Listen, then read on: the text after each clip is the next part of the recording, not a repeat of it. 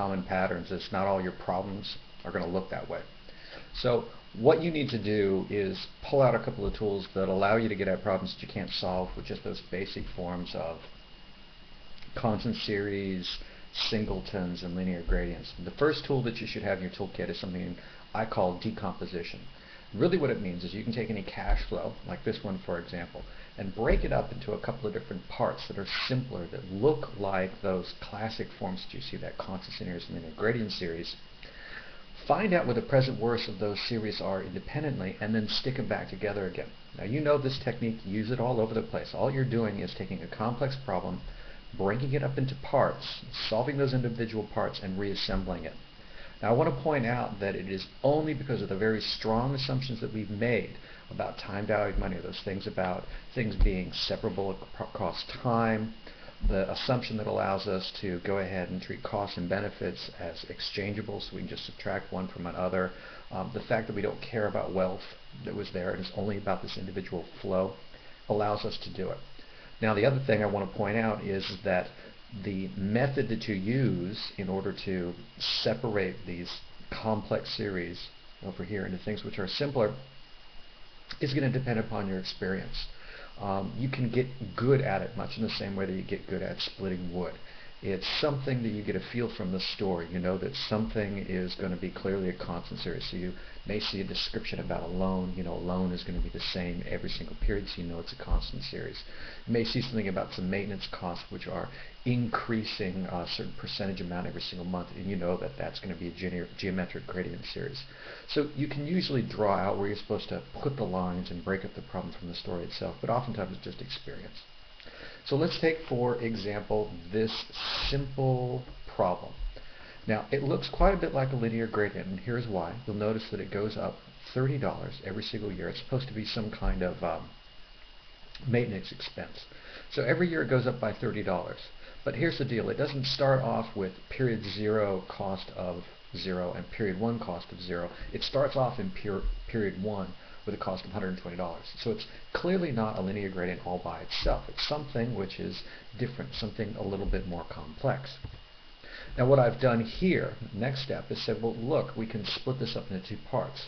You can think of this full maintenance cost here as being a vector, and we're going to split it up into a vector which looks like a constant series and a vector which looks like a linear gradient series.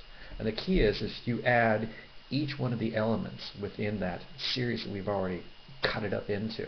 So the constant series plus the linear gradient series is going to equal to that total maintenance cost. So if you notice, in year 4, the total cost is supposed to be $210. There's a chunk of it that's a constant series that is $120, and another chunk which is a linear gradient, which is $90. You add the $120 and the $90 together, you should get the $210, and that's true for everything. Now, there is no unique way of decomposing a vector into two parts. There are simply convenient ways.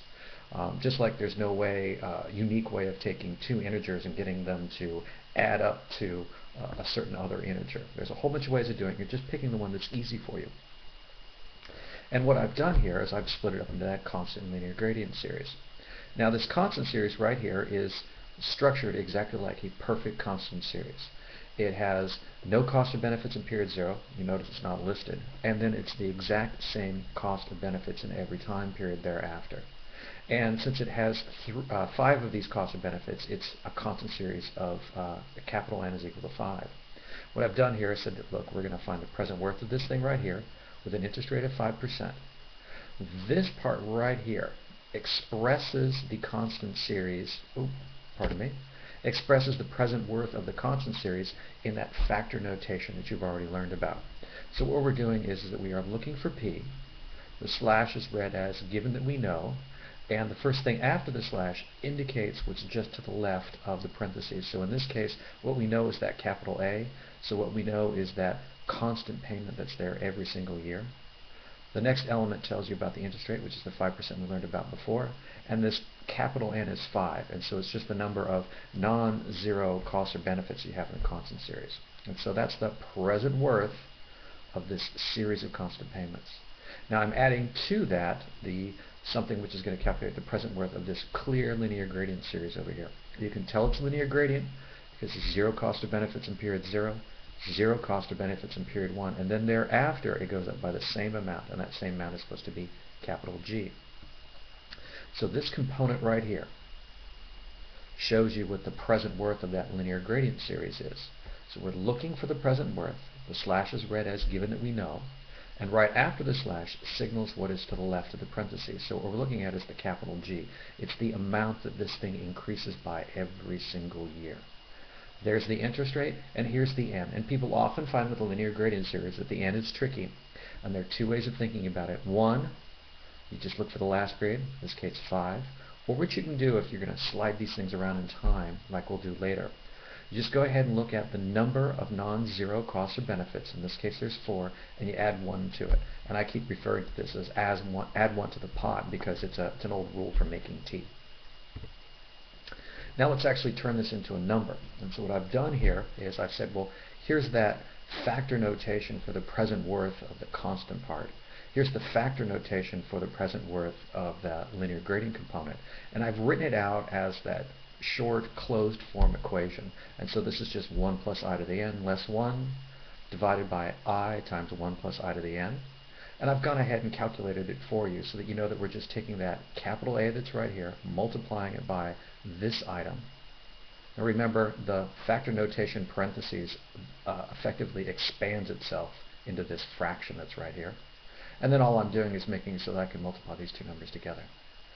Similarly, when we are looking at the linear gradient, just a different way of writing it that you may see sometimes, this also represents the linear gradient present worth. And all I'm doing here is calculating this all out.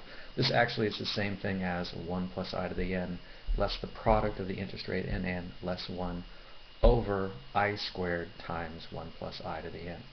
And again, this thing in the square brackets evaluates this number right here. And that 30 is that G that sits around over there. Anyway, if you add those two dollar values up together, you get $766. That's the present worth of that sequence.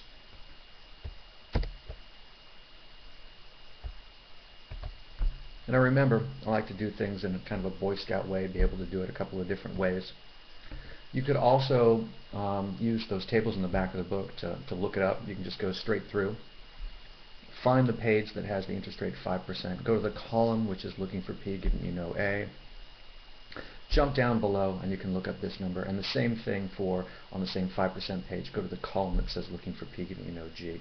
You can make a spreadsheet for a brute force calculation. You can derive the formulas on your own.